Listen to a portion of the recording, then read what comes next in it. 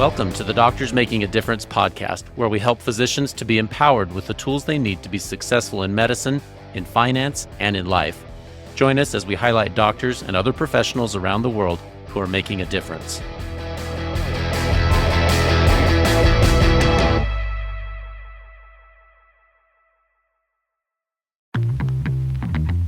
Doctors change lives every day, but what happens when life changes yours?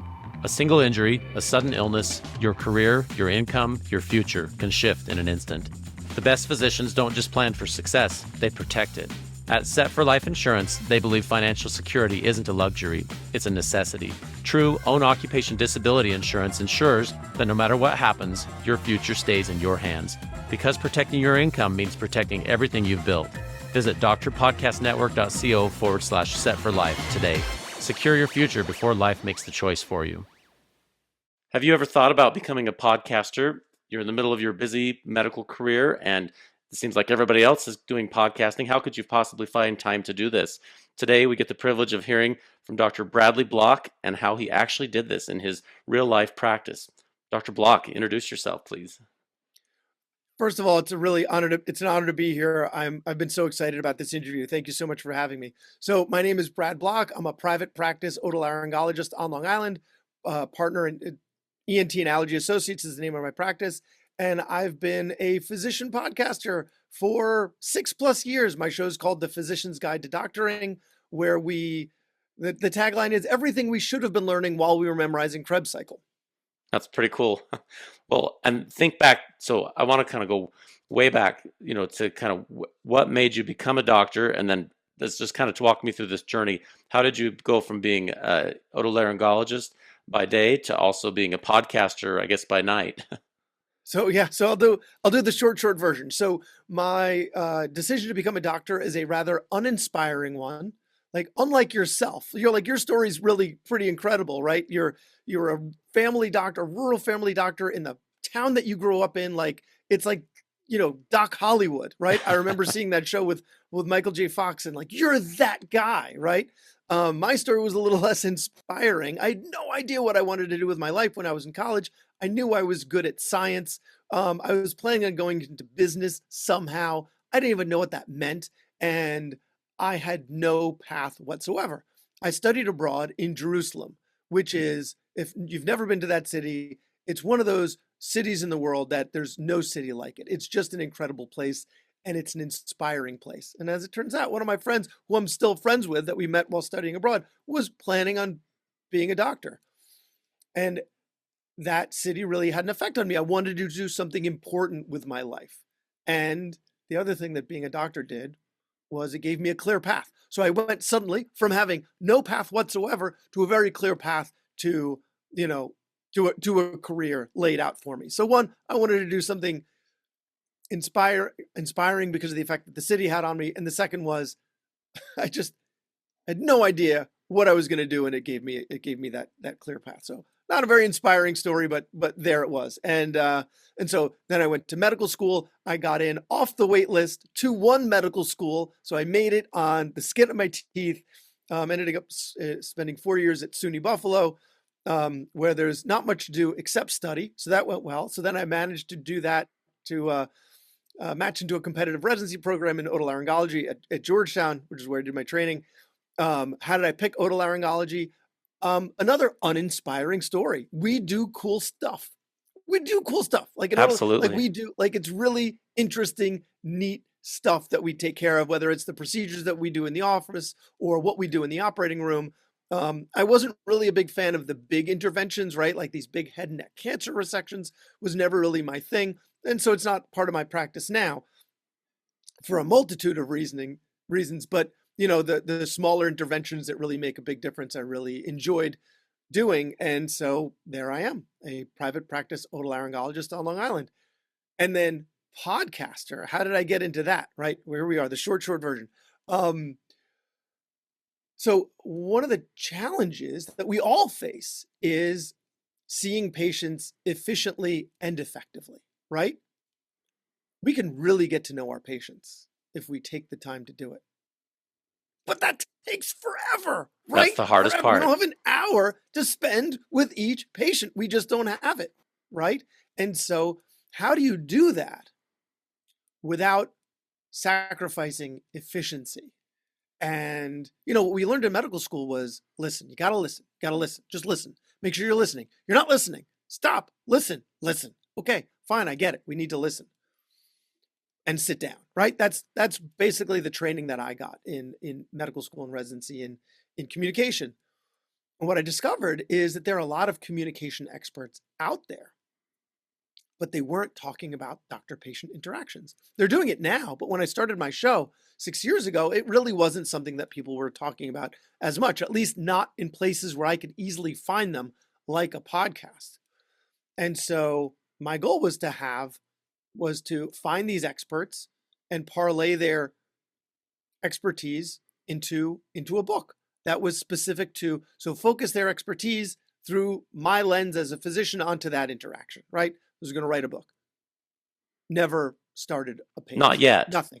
Zero. Yes. Well, no, actually, it's funny because it's coming for Slicker. I do plan on writing that book now. And then I was like, okay, book's never happening. What if I do it in like a bite-sized way with a blog post? Never wrote a blog post. Never. So I was like, okay, what's even easier than that? What if I just ask them questions in a podcast? So I'll start a podcast. I'll get those experts on the show and I'll ask them the questions that I need answered in order to help me be effective and efficient, right? When I'm communicating with my patients. Well, I can't just call a bunch of strangers on a show that doesn't exist. So what did I do? I reached out to my network. And one thing that physicians fail to realize often is that their network is filled with experts, right? Like, this, if one of your kids gets hurt, like, what do you do? You grab your cell phone and you text one of your friends who is, in a specialty that applies to said injury. Although considering what you do, you take care of everything. So I don't even know. But it's true. Like you reach out to your people. It's like, it's your one perk as a doctor. Yes, exactly. I've people like world-class people are on your Rolodex, right? And so that's what I started with. I just started interviewing people that were in my network, that were experts, and was able to the show started off not just being about communication, it started off being about anything that applied to being a doctor that wasn't necessarily clinical, right? Like my first episodes were advocacy. Like what's high return on investment advocacy for our profession? How do you do that? Another one was clarifying some things that people commonly got wrong about the Affordable Care Act. Because I just had a health economist in my network and I had someone who worked in advocacy in my network. And so those were two of the first episodes. And it just exploded from there. But I keep getting back to the communication part. And now after 400 episodes, I've become that go-to person for those communications experts. So I started off not being the expert and just asking lots of experts and then applying it to my own practice, going back with more questions, applying it to my practice, more questions, applying to my practice, and iterating until, I became the communication expert. Right. Well, I guess that is ultimately the question. Did you answer the question you started off to answer for yourself? And on behalf of your listeners, do you feel like you're ongoing with that, but do you feel like you've been able to achieve some answers of how to incorporate listening in real life? Because that is very hard in our scripted 15, 20-minute interactions. Well, it's interesting that you say scripted, because I think actually it should be more scripted.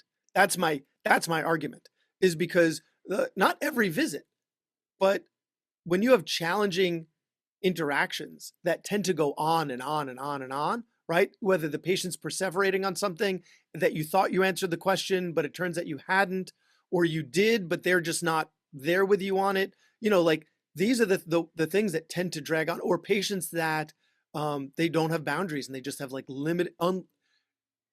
they want unlimited access to your time, right? So these things happen to us over and over and over. To everybody. And so no matter what your specialty. They should be scripted. Mm-hmm. I think we should have ways in which we know how to handle those issues when they happen. Identify them when they're happening, handle them, and then the patient, because you have a method, you're able to then take care of that patient effectively in a way because you've thought through how to do it so that they still appreciate the time you've spent with them. And so, but we don't always learn that, right? We learn how to break bad news. We learn, how to get the computer out of the way so you can make eye contact. Some of this stuff we work on, but a lot of the more challenging encounters that tend to happen, to your point, happen to all of us and happen over and over. We don't always know how to navigate those tricky situations. Right. Well, and I'm just reflecting back to medical school and all the teaching, and in that setting, sometimes you did have plenty of time. Like, okay, you go in there, and the attending was going to go see 3 or 4 patients, and then we'll come back and okay, now tell me about Mrs. Smith in room whatever that you went and spent 45 minutes with. And as a medical student, you have that, and then suddenly you're thrust into residency, and then as you're an attending, suddenly your time is your money, and everybody else on your team depends on your productivity, and so it's really a kind of a challenging thing. I Yeah. found for myself on a lot of these more challenging interactions, patients are really, really searching for some sort of connection with you. And so if you can ask them about, their family, or that's a really nice shirt you have, or tell me about something, but you don't want to launch into something that's like too deviating. And so you have to like be like, okay, well, that's great. Well, how are you feeling today? And it's, I don't know. Yeah. I think we all have to have our own little persona that we develop as doctors. And I've noticed that with my partners, everybody has a certain way they interact, and it is kind of scripted. And it's interesting. I think we kind of gravitate to it naturally, or at least we should gravitate to that naturally over time. Yeah, I mean, you make an excellent point, right? Like the trust building is important. There are a lot of times where you walk in the room and you know the diagnosis, right? Like from the chief complaint, and you're going to be right about it 95% of the time. So I know people argue like, oh, it's all in the history, it's all in the history. Yes, when you're a medical student, yes, it's important for you to spend all that time. But when you've been practicing as long as we have, it's not. You can make the diagnosis very, very quickly. Should you then blow in and out of the room really fast? No. So it helps to recognize that a lot of the purpose of the communicating is trust building. It's trust building. And so once you recognize that, some of that communication is going to flow a little more easily because you understand why the communication. Listen, they need to get their story out. They do. Like if someone's got benign paroxysmal positional vertigo, like I've been a practicing otolaryngologist for 13 years. I can't tell you how many times I've seen BBBV. I can usually spot it from the history within the first 30 seconds, right? But they need to tell their story. You need to let them get it out, right? It's part of the trust building. And so once you recognize that, then things go smoother. Then you recognize that this is relationship building as well. And it helps you enjoy it more rather than trying to blow through the visit, because you realize, everything has its place and and and that it has a purpose. Yeah, one example of that, just thinking back my own experience, I'm a doctor. I know the experience, I know what to expect. And I've shared with listeners on the podcast that I had this horrible 28 centimeter tumor that had to be removed. And when I went to the surgeon at the cancer center, I mean, she and I both knew what we needed to know before we walked into that room. We knew what the surgery would entail. I've been a part of a bazillion surgeries, and she's done thousands and thousands. We've all had that experience. And yet, the thing that sort of built trust is, and again, the information was already pre-decided. We knew what we were going to do, but the fact that she just sat down and even just in 10 minutes made eye contact, shared kind of her own personal experience with surgery and health problems that she'd experienced, it built trust. And my wife was there, and when in that moment of just kind of trust building, there was like this bond formed, and then that person's looking out for you, and she understood what I was going to go through, and she was going to be there through that journey, and the subsequent years of follow-up. And even though they're just 5-minute visits, it's that kernel of that little nugget of connection that really made the difference. And you're right, it's very hard to kind of navigate those waters as you're communicating with patients. Yet that is what our patients expect of us, to be human, to be connected, and to be present, even though we don't have that much time. And like you said, it helps to be methodical. And you said, it helps to have a little small talk about something you notice about them, right? You notice their shirt has a certain team on it, or their keychain, or something, some little small talk that you can make with them that shows them that they are more than the sum of their symptoms. They are a person that you care about, right? Ask them something about them, talk to them about something unrelated to their symptoms, and it will pay dividends. So it's these little investments that you make in the communication that may be more time consuming at the outset, but they're going to lead to time saving and enjoyment from the personal connection. And they're going to send you their friends because they love you so much, right? These little things that you incorporate into your practice that just become part of your routine are critical. And like you said, part of it is recognizing that there's more to them than just their symptoms. Right. Well, and patients, once you've invested, you don't have to invest that much in every single subsequent visit. I'm a primary care doctor, so I see a lot of my patients repeatedly. But when it's like just a person today that I saw, we blocked extra time because it was a new patient and spent the time kind of hearing the family story and what happened and why we're in this place, from a health standpoint. And I know next time I don't have to spend that much time because where the follow-up care is going to be following up on what we already have a relationship, and just taking those extra few minutes on that first visit will pave the way for the future. So I don't think we have to do that much. And anyway, I think they're excellent comments, Brad. I'm so thankful you've been able to learn that, and I know that we all have to keep learning it again and again and again. Yes, it's like Dale Carnegie, How to Win Friends and Influence People, right? That book is just full of truisms, right? Things that you should be doing, but don't. And so this is the same thing. We know we should be. Do I do this all the time? Right? It sounds great as I'm saying it. Do I do it every? Absolutely not. No, no. I am definitely a work in progress, and I know what I'm supposed to do, but I don't always practice it. And so it's the same thing. Like, what does Dale Carnegie say? There's no sweeter sound than the sound of someone's own name. So make sure that you use their name when they're talking. Do I do that? I know I should, but so it's about, like you said, learning it over and over again and practicing it over and over again. And I'm sure I'm going to be doing that for the rest of my career, and I'll never get it perfectly, but we'll No. just keep trying. Yeah, likewise. We're all a work in progress for sure. Well, tell me about the podcast, because we've talked about what kind of drove you to it, but I want to hear a little bit about the nuts and bolts of how did you possibly find time to do this? Because you hear these podcasts, they seem so put together, and there's all these different components that go into a podcast. And so if you're a physician and you're saying, hey, I want to be a part of this community, or I want to start something like this, or I've got something to say that's kind of unique to this message, I think a lot of us are deterred by saying, I don't have time to do this. How would I possibly find time, energy, resources to learn about podcasting? I'd like to kind of hear your journey of how you did that. So so I have three kids. After my second one was born, I took paternity leave in a different way. I worked 4 days a week instead of what I was working like 5.5 days a week. So I started working 4 days a week, and we already had one at home. My boys my first two are 19 months apart.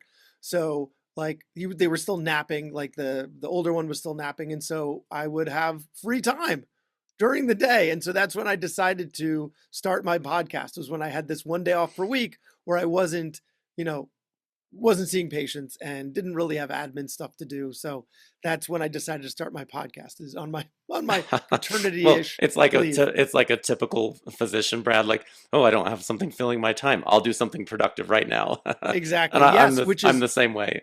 which is a curse, which is we need to stop doing that. And I am not practicing what I preach in that regard, because whenever I have whenever I drop one responsibility, I always take on two more. And it's this curse of busyness that we have.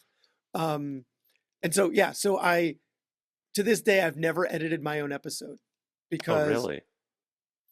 one of my wife's best friends is a professional voiceover artist. And she started off editing my shows for me because she edited her own stuff. She started off doing audiobooks, and now she does like much more involved voiceovers. She's very successful. And so she started off being like, sure, I'll edit your show for you, no problem. And I put out an episode every other week. And then I realized that every other week I had so much to say. Not that I had so much to say, I had so much to learn. I had so many people that I want to talk to. I had so many ideas for show episodes that every other week wasn't enough. And so then I had to find an editor to edit my show. And so then I eventually outsourced it to someone else. And then it went on from there. Eventually, after doing this for a few years, I got connected with Desiree Leos, who through the Doctor Yeah. Podcast Network. And there was this and we had been, in each other's orbits. I had known people. I was on their show, and she had been working with them. So we had been each other's orbits for a while. And eventually they created this Doctor Podcast Network, which was the first iteration of it. And it didn't end up working out for a number of reasons. But I thought it was a great idea. And when that initial iteration of the network was no longer around, Desiree had some free time to take me up as a client. And then we started working together. And eventually the way that we had it worked out is I sit down at my computer with someone, with the person I'm interviewing. I hit record. I hit stop. I close my laptop. And they take care of everything else. That is beautiful, Brad. Everything else, which is amazing because I don't like posting on social media, but you kind of have to do it for the podcast, which, it's a dirty little secret that you don't really have to do that for your podcast. People don't usually find podcasts on social media. They usually find it on podcast players. So that's a different issue altogether. But still, they create the posts based on the content of the interview. And so all I have to do is find people to interview, write the questions, record, and she takes care of everything else. And I was like, we need to bring that back to the network because I want you to help other physicians live this dream as well. It's awesome. It's awesome that I can do that. And the other thing that we do at the network is we help people monetize because physician attention is worth a lot of money. And for those in the physician to physician podcast space, right? Not people that are podcasting to their patients because they have a different audience, but the ones that have a physician audience, like you and I, that's a high value audience. Now, do we want to sell them stuff? No, not necessarily. We just want to be able to monetize the content that we're making rather than having it cost us money because it's not free for this to happen. And I'd like to be able to continue doing it, but I can't continue doing it at a loss. And so we have sponsors. We have sponsors that we can get behind, right? Like I've had get behind that because that's going to help physicians leave, not get lost in the administrative work of taking notes, right? Like executives have assistants that write things down for them and send their emails for them, right? Like as physicians, we don't have that, but now we can have an AI scribe. Like disability insurance. Physicians should be having disability insurance. So we have sponsors that we can really support their product and want to help them get it out there. And so then we're also compensated for the time and effort of putting together this content. And so, we wanted to be able to provide that to other physicians that are looking to put their voice out there, and thus became the Doctor Podcast Network. So we reached out to people in our network who were podcasters. And then we reached out to Jimmy Turner. People know him as the physician philosopher. His show is Money Meets Medicine. Mike Wu Ming, who calls himself Bootstrap MD, because everybody's got their superhero name, right? It's like your podcast name it's pretty cool. He's physician philosopher, Bootstrap MD. And so the four of us for the last year have been meeting frequently and coming up with the business plan for the Doctor Podcast Network. And a couple months ago, we launched. You're one of our favorite members, and it's going great. And it's going great. So we're helping a lot of physicians to get their voices out there and help them to be heard. Oh, I've enjoyed being part of it. And we were talking before we hit record, how important it is to be able to have this, at least be able to cash flow. Because, if you're like me, you're raising a family, you've got payments to make on your home, you've got a life to live just like everybody else. And so if I do nothing but spend time and money on a passion project and it never pays back, it can never pay for itself, then it really is just, it's not going to be sustainable. It's a hobby. I know my wife's not going to be real happy with it. If there's a way to be able to say, okay, I'm providing a tool or a service or something that would be beneficial to my peers, something that I myself would want to use and learn about, then it's kind of a win-win. We're telling them about a good service and then we can use that sponsorship to kind of help pay for the cost of doing the show, because it is expensive to put on, to produce it and to have the equipment to produce it, all those kind of things. Yes, indeed. It can be. There can be overhead. And so the monetization is a way to chip away at that overhead and maybe even make be cash flow positive on it. The other thing is incorporating it into an LLC and then really running it like a business. And then Hmm. yourself, you're in a rural practice. You own your own practice, right? I work for a critical access hospital, but yeah. So, the LLC, you can then deduct things from that, right? The computer that you use to podcast, the microphone. Yep. So there are other ways to leverage the Yeah, podcast as no, well. we They're just all on the up and up. It's yeah, all on we the up just and up. filed taxes and did that very thing. It's Yeah. great to be able to say, okay, this is a business, this is how much it costs, and as it produces, this is how much it produces. And just like any other business, you want to have it in its own specific category.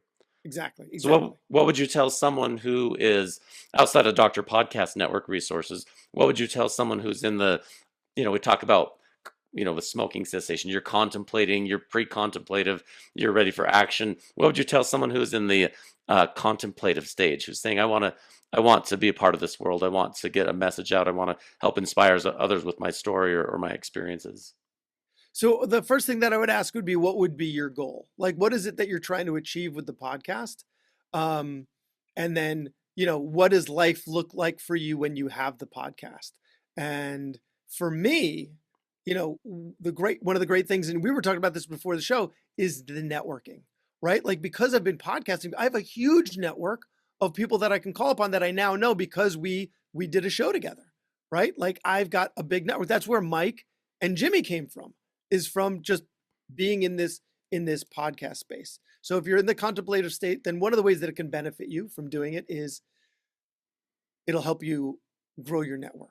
The other is just the creative outflow that comes from it. Like, I had a show a while ago on short-term rental properties, because can you really be a physician in the online space and not invest in real estate? I don't think it's It seems possible. like everybody's on talks about that. Exactly. Everyone. So what did we do? We bought into it, and we own a short-term rental property, my wife and I. It's it's in upstate New York, and she runs it like it's her thing. She's so good at hospitality. We're really like leaning into her strengths with that, right? So she runs it. But one of the advantages of being a podcaster is you can get your own questions answered. So what did I do? I had a short-term rental property expert on the show, and then my wife sat next to me. She came down with me in the basement. We had our headsets on and our mics, and we did an episode with the both of us.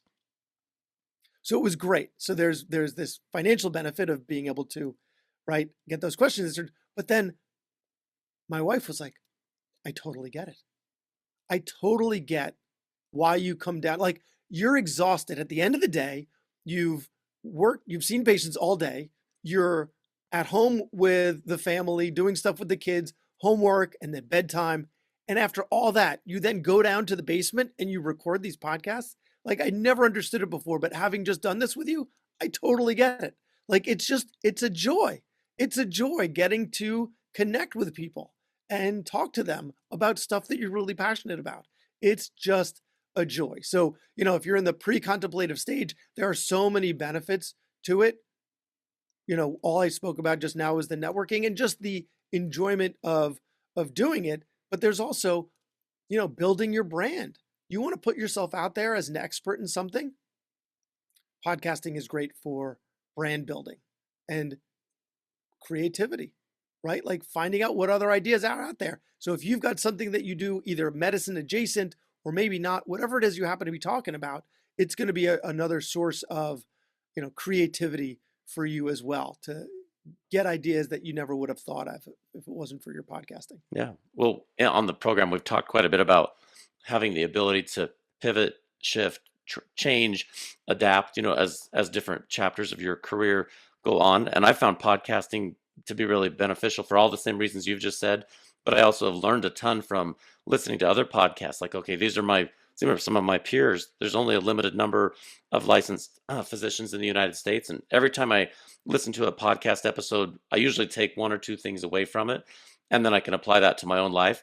And then with that adaptability, flexibility, I can choose what I want to do. And like you said, I can outline what would my life look like if it was just a little bit more ideal, or what I want it to look like in a year or two. And I find that listening to podcasts, talking to other physicians, is really informative for those kind of decisions. 100%. 100%. Well, so in that same realm, um, talk to me just a little bit. We talk about finances and the ability to be a little bit financially flexible and that kind of stuff. Talk to this a little bit about the financial side of this. What would you tell a physician who is just starting, or someone who's in residency, someone in their attending years? What would you tell them about finances? If you could go back to the Brad Block of 10 or 15 years ago, what would you tell him? It's funny because like being in this online world, it's it can make you feel like you're not doing enough, right? Like somehow, like if you're comparing yourself to people that have these big online footprints, it can really make you feel like you need to do more, right? And particularly in the financial space, and I kind of joked about it earlier, there is this huge community of people that invest in real estate, right? And they talk about all the tax benefits and all the amazing benefits of it. And I tried to get into it. I did. I really, truly did. But I just find apartment buildings so boring. You And gotta love what you do. yeah, like, yes, I understand the financial benefits and the tax benefits of it. But like, finding a syndication and then putting a bunch of your money in it, and do you trust them, do you not, like which is the right one, which is the, like, I don't know. I tried consuming all this content in order to be a savvy investor, and I just found it so boring. So I think if I was talking to Brad from like 10 years ago, it'd be like, dude, just don't just find the stuff that you find interesting, right? Like I mean, I can understand index funds, right? That makes sense to me. Like don't pick stocks, because like everyone who's trying to pick stocks and predict the market is full of it. That makes sense to me, right? And it makes sense to me why apartment buildings would make money, but like I just can't sit there and like figure out which is the right investment. And so forget about that. If it's not for you, it's not for you, and just lean into what you like. So like I said, we bought a investment property that my wife now manages because we leaned into her strengths. So we combined like both of our strengths in that regard. Like mine was more logistical and hers is more hospitality, and we're doing really well with that. But if that's not for, but I've got a friend who was like, we're thinking about doing the same thing, and I'm like, are you guys both really interested in doing this? And do you have the bandwidth? And the answer was realistically, no. So that now it's just going to be it's not going to be a source of joy. It's going to be a source of stress. So then it's not the right thing for you. Then you find what the right thing is. Maybe it's podcasting. Maybe you can, parlay this into a business if this is what brings you joy. Like find what brings you joy and lean into that. Financially, is that the best advice? Okay, maybe not. But my point is just the forget about the fear of missing out. And my example is the real estate, because that was just I spent a ton of time trying to navigate it and figure it out. And it worked out in this one regard, but the apartment building thing is just, or, trailer parks or storage facilities or whatever. It's just for me not happening. Well, and the principle, keep it simple, right? Yeah. That's I've found in my own life is really busy raising kids, and think about how many hours a week you practice. And when you're ready to diversify, if you've got a lot of your buckets filled and all your tax advantage savings accounts are full, and you've invested in all the mutual funds, and if you want to do something in real estate, go for it. But you're right, you've got to be passionate about it, interested in it, willing to take the time, or have a spouse who's willing to take the time to do it, because it's a huge amount of investment, unless you're going to just do like a REIT or something along those lines where you are pretty passive. But if you're going Yeah. to go do direct real estate, you do have to put a bunch of time, and there are some really passionate, amazing people who love it. But you're right, you got to find it, and so that's good advice. I like that. And the REIT. The REIT is there are index funds of REITs, and there you go. And then you're just back to index funds again. Yeah, just kind of full circle. Yeah. Well, Brad, I've learned a lot. I think this is a great episode, and for anybody Thank that you. is interested in this, check out Brad Block, and the Physician's Guide to Doctoring. You can look up the Doctor Podcast Network. These are all great resources for all of us. And Brad, do you have any other final thoughts? Anything else you would want our audience to know tonight? So it's funny when people used to ask me, would you recommend that other physicians start podcasts? My answer would always be no, because I'd say I don't need more competition. So no, don't start a show because I want people to keep listening to me and not listening to this other person's show. But now that I have that we've started the Doctor Podcast Network, I changed that answer. The answer is yes. The answer is yes, start a podcast because we want to help you do it. So both of those answers were totally self-serving. But no, but in all seriousness, I think, I'm at this cool part of parenting where my kids, my boys are 5, 7, and 8, and we're just discovering what lights them up. Like that's what my wife and I are really leaning into now, is finding what lights them up. And the term that we use is finding their cheese, right? We're all mice in mazes looking for the cheese, and it's important to have the right cheese. And I think for your listeners, it's important that you continue this pursuit of finding what lights you up. I think that's a huge part of life, an important part of life for those of us that have the privilege of being able to do that, right? Not everyone can do that. Some people are working, hand to mouth, and they don't have the privilege of being able to find. But for those of us that are physicians, you probably have some latitude there, and continue finding what lights you up, because I love having these conversations. This lights me up. And so find what lights you up and keep going after it. Great parting words. Great advice, Brad. I appreciate you taking the time to do this. I think this will be a great episode. A lot of people will derive a lot from this, and I look forward to connecting in the future. Thanks a lot, Peter. Thank you. Thanks for tuning into the Doctors Making a Difference podcast. And thank you for what you do to help your patients and your community. Your work truly helps so many people. We produce this content to help you have the tools you need to stay in medicine and to highlight the amazing work being done by physicians around the world.